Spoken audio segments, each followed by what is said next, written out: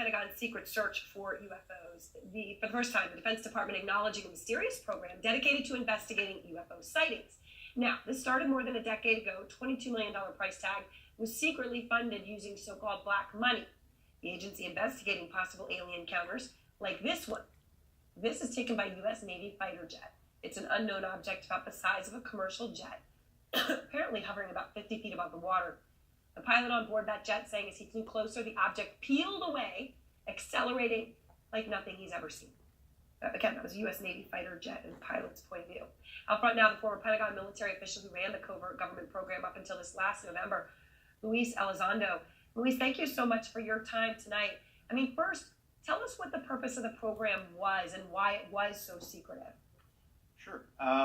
The purpose of the program, Advanced Aerospace Threat Identification Program, was really designed to do just that. From a national security perspective, identify those things that we see, whether we see them electro-optically, we see them with radar, we see them as eyewitness reports, through a myriad of different ways and avenues that we receive the information, and try to ascertain and determine if that information is a potential threat to national security, in a nutshell. So what did you find? Well, we found a lot. I think it's probably been a little bit mischaracterized in some of the social media you see and what people put out, because a lot of times when we don't have a lot of information, we tend to fill in those gaps with what we think is logical. And there's still, by the way, a lot we really don't know. I think what's important is that we have identified some very, very interesting, anomalous type of aircraft. Let's call them aircraft. Things that don't have any obvious flight surfaces, any obvious forms of propulsion, and maneuvering in ways that include extreme maneuverability beyond, I would submit, the healthy G-forces of a human or anything biological, hypersonic velocities, low observability,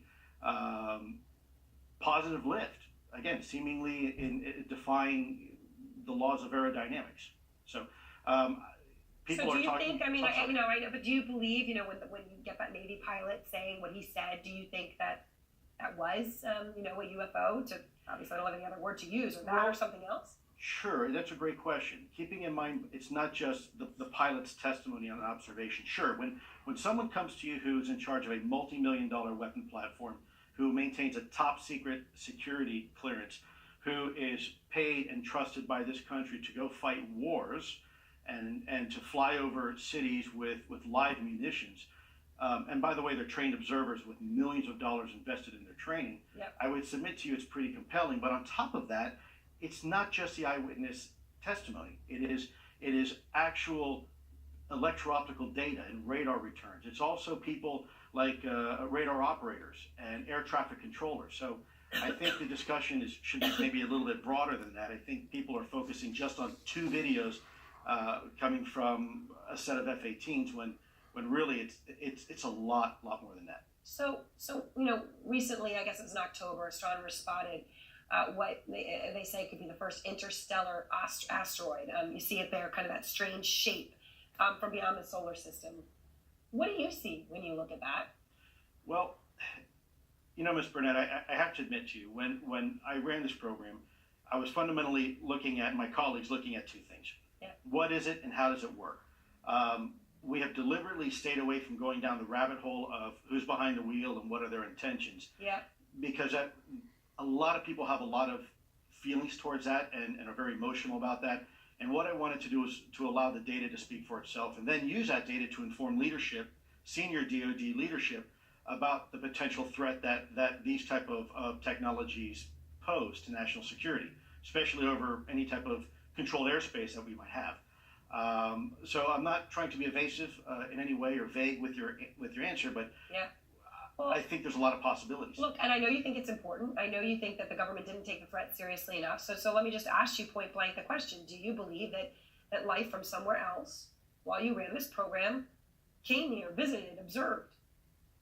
I will tell you unequivocally that through the observation, scientific methodologies that were applied to look at this phenomena, that these aircraft, we'll call them aircraft, are displaying characteristics that are not currently within the U.S. inventory, nor in any foreign inventory that we are aware of.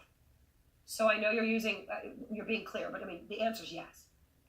I can't speak on behalf of the government. Obviously, I'm not in the U.S. government anymore. My personal belief is that there is very compelling evidence that we may not be alone, whatever that means. All right. Well, Luis, I appreciate your time. Thank you so Yes, very ma'am. much. And by the way, your eye doesn't look too bad. Oh, well, it does anyway, but okay. Thank you. Yes, ma'am. And next, enough.